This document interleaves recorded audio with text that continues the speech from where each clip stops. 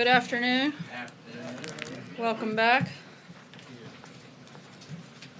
Today, the President and First Lady welcome President Emmanuel Macron and Mrs. Macron to the White House, beginning the first state visit for the Trump administration. This visit will celebrate the long and enduring friendship between France and the U.S. Discussions will include economic, diplomatic, and global issues. The First Lady has taken an active role in every detail and planning of the visit, including the state dinner, which will be held tomorrow evening, and we're looking forward to a very successful state visit. As you all saw, we now have 3 Democrat senators who have announced they will vote to confirm Mike Pompeo, President Trump's highly qualified nominee for Secretary of State. However, a majority of Democrats continue their pointless obstruction to score cheap political points with their base as a willful attempt to undermine American diplomacy.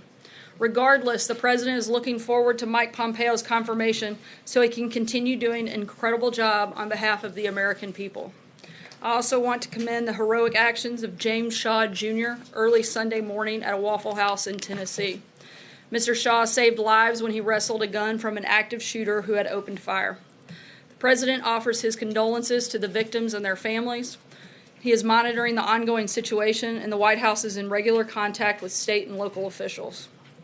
Finally, I want to congratulate the Duke and Duchess of Cambridge on the birth of their 3rd child, a baby boy. And from one mother to another, I know the reality of being outnumbered can be very scary, but I know she and Prince William will continue to be amazing parents. So congratulations to them, and with that, I'll take your questions. Jonathan. Sarah, on North Korea, is the President willing to accept anything short of complete denuclearization before lifting any sanctions? Certainly the goal is denuclearization of the peninsula, and we're going to continue the maximum pressure campaign that has been ongoing to North Korea until we see concrete actions taken towards complete and total denuclearization. But does that mean no sanctions lifted until that's achieved, or are you willing to go incrementally? Certainly no sanctions lifted until we see concrete actions taken by North Korea to denuclearize.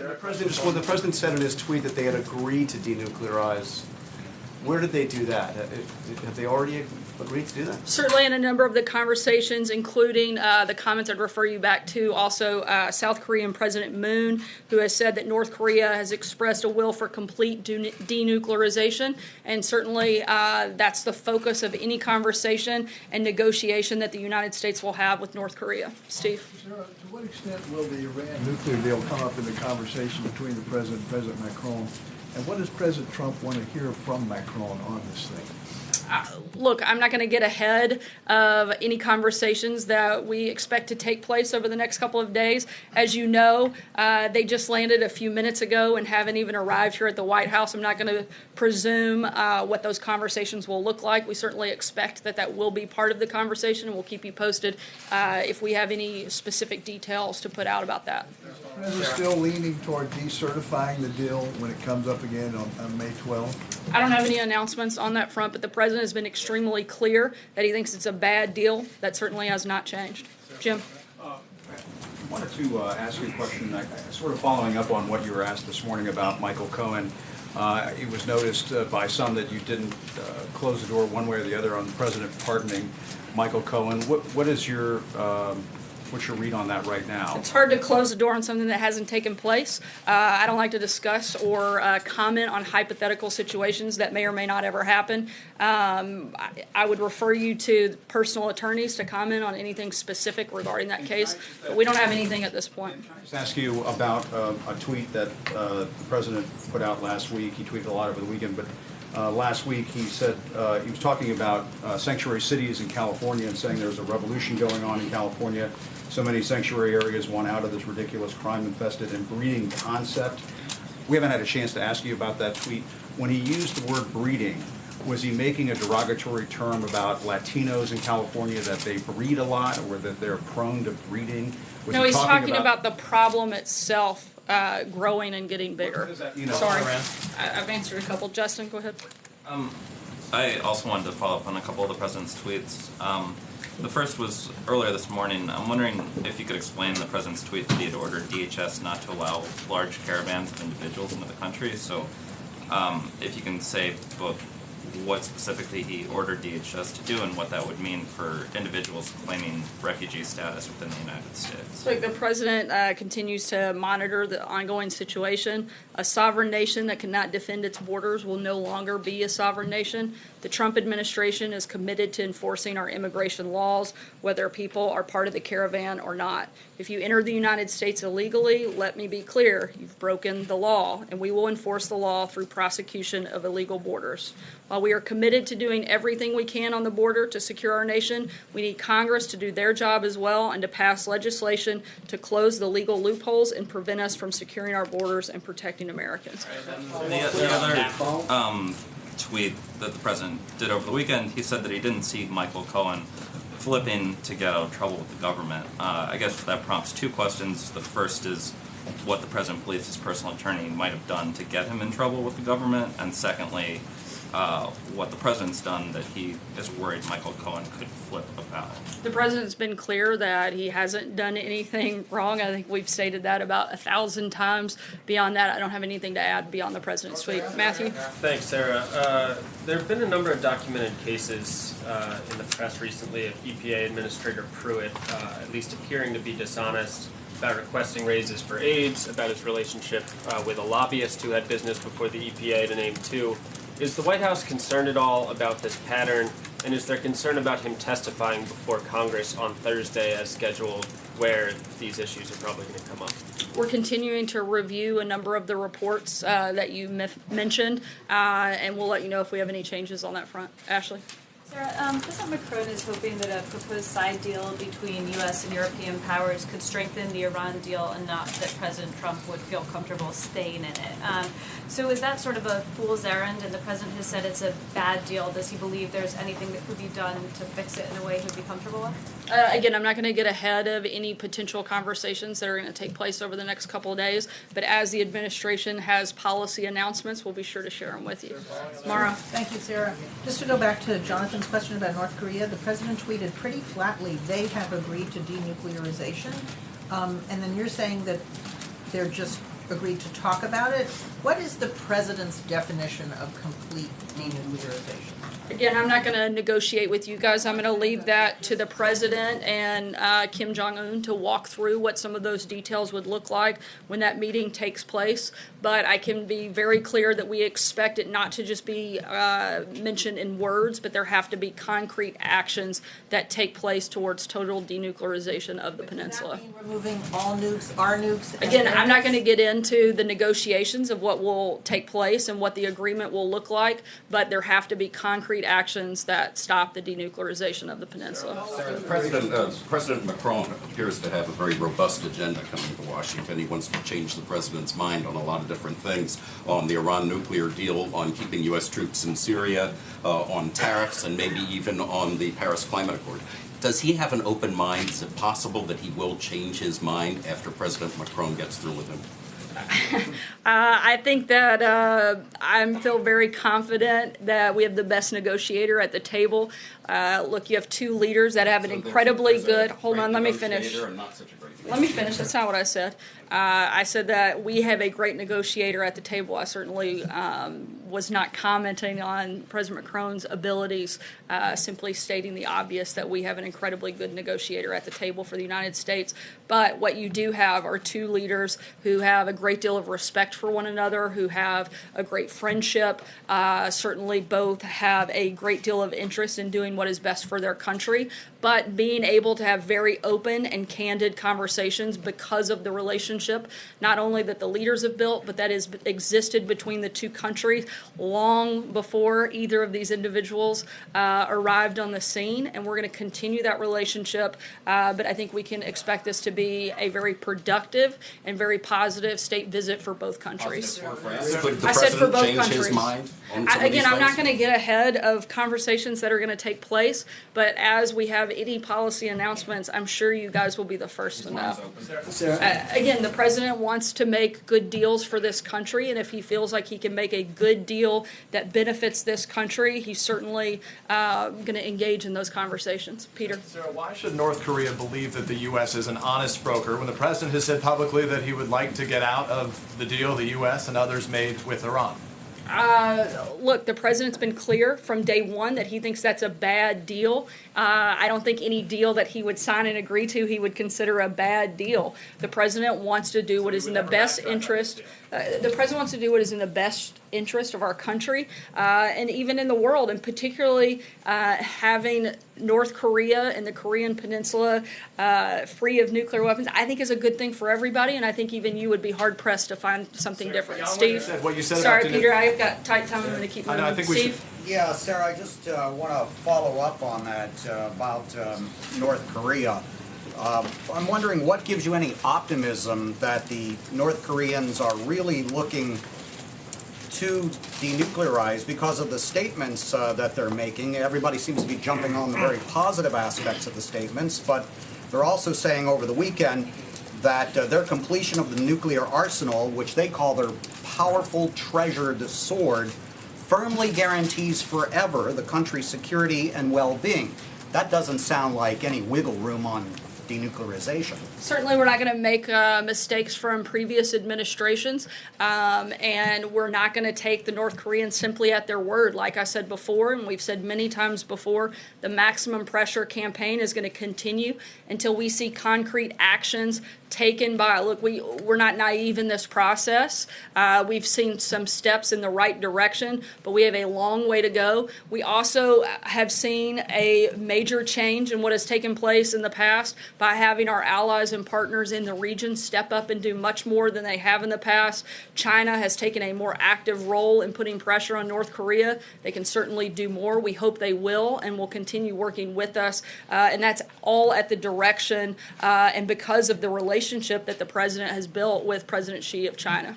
I have two quick questions. The first one is that the New York Times and others report that federal prosecutors have recommended charges against the New York police officer involved in Eric Garner's death. But the Justice Department has expressed some strong reservations. Where do things stand with the case of Eric Garner? And when does the Justice Department when are they going to make a decision about the police officer and whether or not they're going to charge him? I don't have an administration update on that front, but would refer you to the Department of Justice to get further details, and I'll work on getting an update for you and let you know. The question I have is the president tweeted. Sure. Usually when we let one, it's kind of, it's not exactly a secret, but yeah, I'd be happy to share that with everybody. The second question is the president tweeted, James Comey illegally classified documents to press illegally leaked documents to press to generate a special counsel. Therefore, the special counsel was established based on an illegal act. Really, does everyone know what that means? What does the president think that means? And is he indicating that the special counsel should be fired because of the way that it was begun? As we've said many times before, we have no intention of firing the special counsel. We've been beyond cooperative with them. We're continuing to cooperate with them, turned over nearly over 1 million pages and documents to the special counsel and have been cooperative. Exactly what the president's been saying all along, that this was a false premise, that this entire thing started on. We continue to repeat that we think that the idea that the Trump campaign was involved in any collusion with Russia is a total witch hunt. Our position on that has been very clear since the beginning of this process, and the president's echoing exactly what that position is. John? Thanks a lot, Sarah. Over the weekend, a fourth House Republican called for EPA Administrator Scott Pruitt to step down. He said he's the wrong fit for the EPA. What's your reaction to that? Again, we're reviewing some of those allegations. However, Administrator Pruitt has done a good job of implementing the president's policies, particularly on deregulation, making the United States less energy dependent and becoming more energy independent. Those are good things. However, the other things certainly are something that we're monitoring and looking at, and I'll keep you posted. Blake? Last week, Andrew Wheeler was confirmed by the Senate. He is Scott Pruitt's deputy at the EPA. Couldn't he easily implement all of the president's agenda if Scott Pruitt stepped aside? He wouldn't have a dark cloud hanging over the agency. What's your view on that idea? We're very excited that the Democrats have finally allowed another one of our nominees to go through. We hope that they'll allow some of the other several hundred that sit waiting to be confirmed, very highly qualified individuals. We hope that they'll continue to follow in the footsteps of that and get a lot more people within this administration working. Blake? Thank you, Sarah. On the Iran nuclear deal, President Macron said, don't don't leave if there's not a better option. And then the Iranian foreign minister tweeted today, quote, President Macron is correct in saying there's no plan B. It's either all or nothing. So my question to you is, does the White House believe that there is actually a realistic plan B out there? We certainly think that there should be a better deal, one that actually is positive, that works, and we don't really typically look to the leadership in Iran to determine what our foreign policy is. John? And then later today on Mike Pompeo. Sorry, I'm going to keep moving just because we're running out of time. John? Yeah, thank you, Sarah. You may not be willing to be specific about the matters that President Trump and President Macron will negotiate on, but the French finance minister, Bruno Le Maire, was very specific at the World Bank and IMF spring meeting. He said on Friday that France would insist on, and I quote, a full and permanent exemption, end of quote, of any trade tariffs the United States might want to impose on France. He went on to say that if they are going to be a partner in dealing with China and other countries, they cannot have what he called a sword of Damocles hanging over them. That's pretty strong language. Is trade and a permanent We can at least agree on exemption? that. Yeah. Is it on the table as Minister Le Maire wishes? Again, we certainly expect this to come up in conversations over the next 2 days. When we have any policy announcements, we will absolutely let you know. Kevin. Thank you, Sarah. Two quick ones. One on Syria. Is it fair to say the President agrees with the French President that a precipitous or too quick removal of America's presence from Syria would be a danger or damaging to the Syrian people? And if there is agreement there, is there a possibility that the two will come to some sort of a formal announcement during his time here? And a follow on Mike Pompeo, what would be the number one issue that the President would like him to tackle, assuming that, as expected, he is approved today? First, I'll talk about the Syria question. Again, certainly something that will come up. The president is committed to defeating ISIS. That is our primary goal and function of being there. We want to see that happen. The president also wants to see the partners in the region step up and do more, both militarily and financially. And that's going to be something that I can imagine will be raised, and we'll keep you posted on that front. When it comes to Director Pompeo, it is absolutely outrageous that he would not move through quickly. He's extremely qualified for the position. The Washington Post, a number of other outlets that certainly aren't typically the biggest advocates of this president, have said confirm him already. I think you have to look back at history, specifically to Secretary of State confirmations and bipartisan votes. John Kerry was confirmed 94-3. Hillary Clinton was confirmed 94-2. Condoleezza Rice was confirmed 85-13. Colin Powell was confirmed unanimously by voice vote. I think that if you even look at some of the questioning that's been brought up by the Senate, no one doubts Pompeo's qualifications and his ability to do the job. So I think that not only is the White House, but all of America should be calling on the Senate to actually do their job, do what they are required and expected to do, and that is to help government function and to help on the safety and the security of our country. This is an incredibly important position, and that plays a big role in that, and they should certainly support Mike Pompeo and get that done today. And I think, frankly, for particular members of Congress, that it's very hard for them to justify voting in favor of someone like John Kerry and not following suit and voting in favor of Mike Pompeo. Right here. Just on Pompeo, does the president consider Republicans who oppose Pompeo's nomination to be obstructionists? And separately, what does it say to the rest of the world if Pompeo can't get a favorable recommendation out of the Senate Foreign Relations? Certainly don't think that those members are being helpful. And I think what it says to the world is what we've been saying for a long time, is the Senate's got some real problems, and they need to figure out how to actually show up and do their job a little bit better. Mike. A couple, one on NAFTA and Iran. On NAFTA, has the administration decided whether to bring a renegotiated deal back to Congress? Is there a chance that those changes won't need congressional approval? And just on Iran, that deal has been being looked at by a team that was appointed by... Let me address NAFTA first. On NAFTA, those conversations and negotiations are ongoing. I don't have any updates for you on that front beyond what we've already said. President's Iran team was mostly put in place by McMaster and Tillerson. Does the President still have confidence in that team? Has he been briefed on their developments lately? And does he and John Bolton support where they're at right now? Absolutely. The President's got a great deal of confidence in a number of members across the board that remain part of his team, his national security team. Great group of people, and the President's been working very closely with them, and most of those individuals have been on and part of the administration for some time. April? Sarah, a couple questions, two questions. Going back to the issue of Eric Garner, a couple of weeks ago when I asked you about Alton Sterling, Stephon Clark, and the issue of Eric Garner, you said it was a local issue. Does this White House give the directive now to the Justice Department that it's a local matter and that's why it's kind of been held up? Is that what's going on now with this Eric Garner case? I can't speak to anything specific in an ongoing process that's taking place at the Department of Justice. We haven't given specific instruction to them other than to follow the law, and when it is a local issue, there's not a lot we can do, but when the Department of Justice has a role to play, we want them to be independent and follow the law on that front. And lastly, I want to follow up on Jim. When you said breeding, the President was very clear in his statement about this issue. He said in a tweet, "There's a revolution going on in California. So many sanctuary areas want out of this ridiculous crime-infested and breeding concept." What did he mean by breeding? Again, the President has recognized that this is a major problem, and a lot of people, even in California, want to see the issue of sanctuary cities addressed, and the President's doing what he can to do that.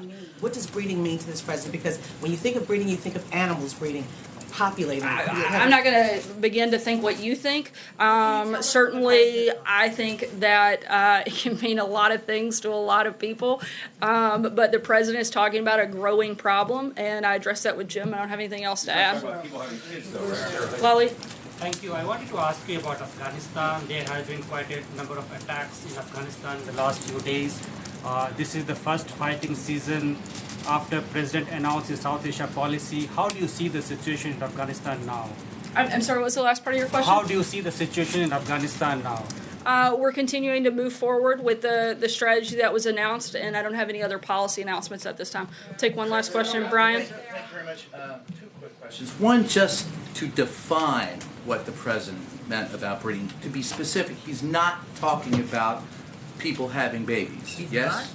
Not that I'm aware of. I'd have to ask him to dig into that deeper. I just said not that I'm aware of, and I would have to ask him to be more specific. Okay. In regards to the Mueller investigation, guys, I'm sorry, I'm trying to in regards to the Mueller investigation, I understand this administration says that there's no collusion. So if we take the President at his word, he can't be aware of everything that went on underneath him by everyone who works for him. So if there's someone who worked for him underneath him that is guilty or is prosecuted by the Mueller team, would he not support those who did wrong, even if he was unaware of it? Certainly we want everyone to follow the law, but I'm not going to comment on a hypothetical situation. The President has been clear. He and his campaign were not involved in collusion. If he had, I'm pretty sure, you guys would have found that out, and I'm addressing that. Brian. Right? He would support the President would absolutely support the law and individuals following the law.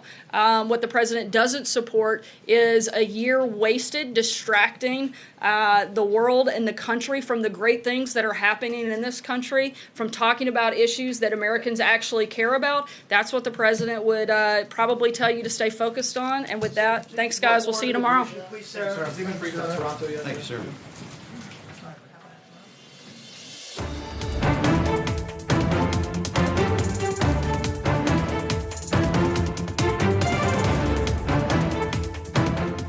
Hi there and welcome to the briefing room. I'm ABC News political director Rick Klein, joined here by two members of our White House and Pennsylvania Avenue team, Justin Fischel and Catherine Faulders. A feisty Sarah Sanders there. The briefing ending with some strong words for anyone who's talking still about collusion. But want to start with the visit of the President of France. Emmanuel Macron has landed in United States soil, and it's touchdown. Going to be a pretty incredible couple of days. We haven't seen this before. It's going to be a state dinner tomorrow night. They start with dinner tonight at George Washington's home at Mount Vernon, Justin. And this is an unlikely bromance that we're seeing on display. I know they've become good friends. It looks like. The first time we saw them together was that awkward white knuckle handshake. They're still going. 5-second long Yeah, handshake. they're still doing it now. But they've come to be close. But Macron comes with some serious agenda items that he wants to get across. He's hoping to use that friendship to convince the president on two fronts. One is Iran, the Iran deal. There's a deadline, May 12th, to re-up these waivers. If the president doesn't, it creates chaos in the Iran agreement. And the second is that those aluminum and steel tariffs, he wants out of those. So he's got some big items he wants to talk to the president about. Right, and the Paris Climate Agreement. And Sarah Sanders said also during the briefing that with the Iran deal, she expects it to come up. And then a senior administration official also told us that there probably won't be a decision made on that. But this visit really is a symbolic, it's a show of symbolism of their relationship, right? They have that bromance. Trump was over there with the Bastille Day parade and his want for a military parade here. Yeah, inspiration stemmed from that. From that. So we'll see a lot of that. But obviously the overarching issues, the high-level diplomacy will be on the table. I am struck, guys, because the president likes to talk about his relationships with world leaders. The White House and the president seem going out of their way with regard to this particular man. They are cultivating this relationship and making it quite the show, choosing him for the first state dinner. Of course, the private dinner tonight at George Washington's home. It's kind of interesting. Right, and then Angela Merkel from Germany comes later this week. No state dinner. She doesn't get anything. No. So, it's clear favoritism. By the way, she'll be coming with the same message on Iran and these other issues as well. So it's a 1-2 punch. Meanwhile, we're going to see some movement today on the president's choice for Secretary of State.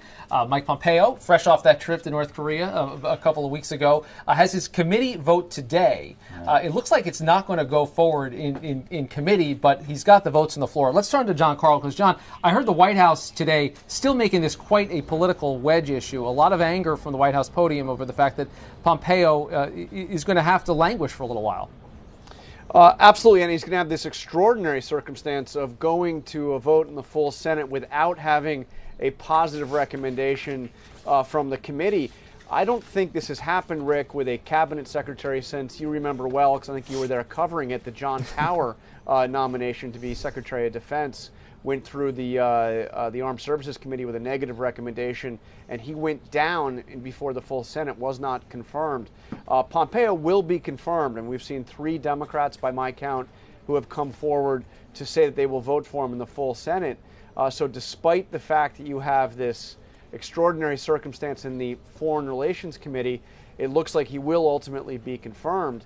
But this is it's an embarrassment. It is a negative mark, and it's all courtesy primarily of Rand Paul, Republican senator on that committee, who is a no vote.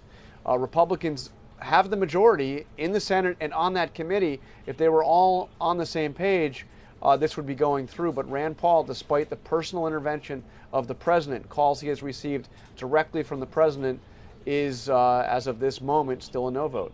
And John, on your history lesson there, if he does get confirmed by the Senate, as you say will happen, it'll be the first time in 73 years a cabinet-level nominee was unfavorable in committee and then made it through the Senate. That was... Oh, help me out. Come on, who was it?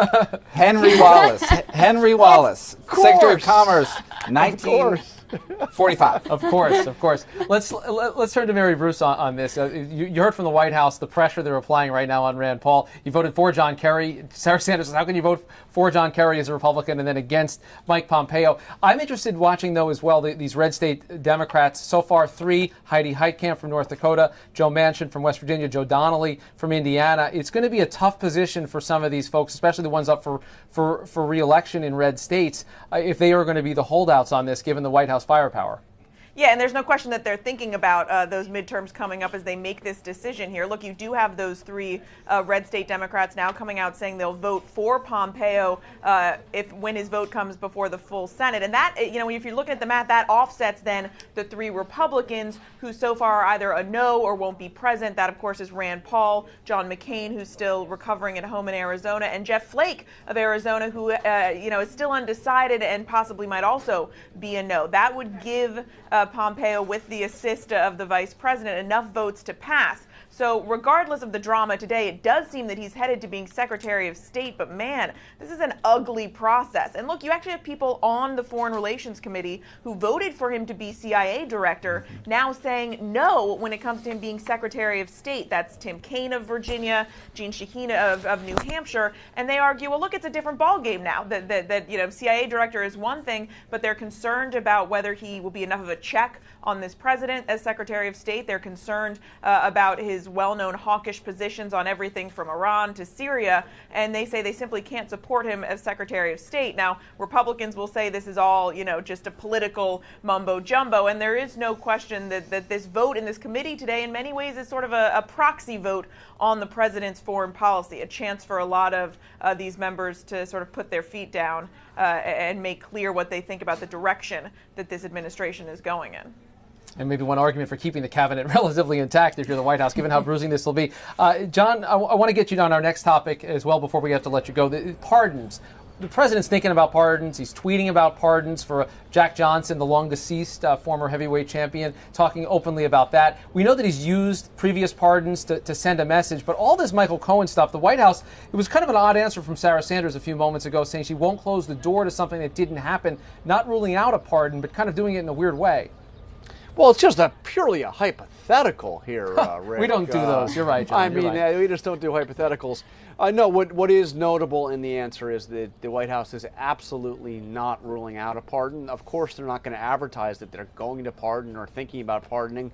So the fact that they are refusing to engage on this and giving not simply a no comment, but an emphatically not ruling it out is notable. And the Jack Johnson pardon, of course, came out, or the talk of his likelihood to pardon Jack Johnson, that's still going through a process, came after, of course, the president did pardon Scooter Libby. Both of those things, even if they weren't intended as a message to Michael Cohen, would certainly reach Michael Cohen and would be a bright, shining reminder that this is a president who, like all presidents, has the power to pardon. One interesting note that Sarah Sanders said this morning is that I actually asked her if the Jack Johnson tweet was a message ultimately to Michael Cohen, and she said actually the call that came in urging the pardon of Jack Johnson. Remember, the Sylvester Stallone, the White House said, had called to urge this pardon. That pardon came in a month ago. Now, that might raise more questions. I mean, if it came in a month ago and it just happened to be kind of let loose over the weekend with all this attention on Michael Cohen, I think it still remains a very relevant question. And this is a big, guys, this could be a bigger decision point for President Trump than whether he cooperates with Mueller and what he does in terms of the Mueller probe, maybe even bigger than a firing. If he's offering these pardons, or if the people around him think they might get these pardons, right, that changes the equation in terms of what any investigator might get. It changes the equation, and it shows his pardon power, right? And even before this, when he pardoned Scooter Libby, even Sheriff Joe earlier on, exactly. It's dangling in front of those, not only Michael Cohen, but those involved in the investigation, in the Russia investigation, Flynn, Manafort, etc. Even though the White House has said currently there was no discussions about it, there clearly is, and it's something he wants to show, and he can preemptively pardon people who haven't been charged. His former attorney, John Dowd, specialized in that, so he can do that with Michael Cohen. It certainly seems like a message to those involved. Yeah, go ahead, John. Yeah, there's an important point here, though, that shouldn't get lost. It's not exactly a silver bullet. If, as I understand it, and I am not a lawyer, I do play one on the briefing room every once in a while, but as I understand it, if you have been pardoned, you can still be called to testify. And if you are called to testify, you cannot invoke your Fifth Amendment right against self-incrimination because you are not at risk of being prosecuted for that crime. So theoretically, even if Michael Cohen or any of these other characters, Manafort, Gates, were pardoned, it would certainly complicate things for Mueller, but he could still call them if there were to be, anything larger against the president. And again, we're getting to many, many layers of hypotheticals, but it does not mean that you cannot be called to testify. And if you are called to testify, if you have been pardoned, it is very difficult and impossible, if it's the exact same case, for you to exercise your Fifth Amendment right not to speak. All right, John. We'll let you go on that note, since you've got to go play a reporter on TV in a couple hours. I'm gonna go do as well. that. Yeah.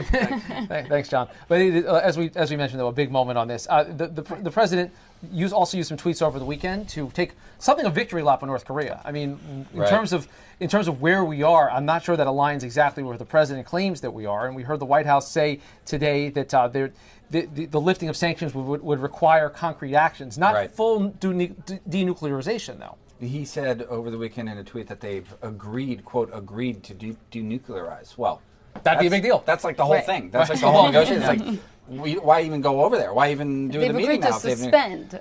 So, I mean, look, I think there was definitely some good news for the president. He may have been overplaying a little bit. The announcement on Friday was that they've agreed to suspend missile tests and nuclear tests, which is a good thing. Very good. The problem is they already have missiles, and they've already tested them and tested the weapons. So, you know, it's something, but it's not everything. They have to, you know, the question is, how far is he going to make them go? What is he going to be able to get, and what does he have to give in return? You know, will it be something like Iran, where there's verifiable nuclear disarmament? That is the big question. And imagine how difficult that would be in North Korea. We know so little about the area. Right, to actually be in there to verify, yeah. In response to John's line of questioning, Sarah Sanders wouldn't say whether they would agree to, you know, whether the president is willing to accept anything short of a denuclearization, but she did say that no sanctions will be lifted, you know, until they can, until there are concrete steps. Yeah. Right. Yeah, and leaving a lot for the North Koreans to ultimately define on this. And will it end at sanctions, or will there be more? You know, that's the other big question. Mary Bruce, before we let you go, how is the North Korea piece of this going over on Capitol Hill? Do you get the sense that he's... Mary's left us, so we'll have to answer that, ourselves. How could she leave us? I do get the sense... Defer to Justin. I think he's closer than ever to actually having this meeting take place. Clearly, he's looking to take victories when he can, wanting to know why he's not getting more credit along the way. It does seem like Capitol Hill is going to give him a bit of a longer leash on this. Finally, want to leave you with one memorable image from over the weekend. The funeral for former First Lady Barbara Bush was held in Houston on Saturday. President Trump did not attend, but his wife did. Melania was there with some folks that, wow. There's that great photo. There's so much to unpack in an image like this. Around the same time on Saturday, President Trump was tweeting again about investigations of crooked Hillary, of course, Bill Clinton in that frame, Barack Obama, the Bush family.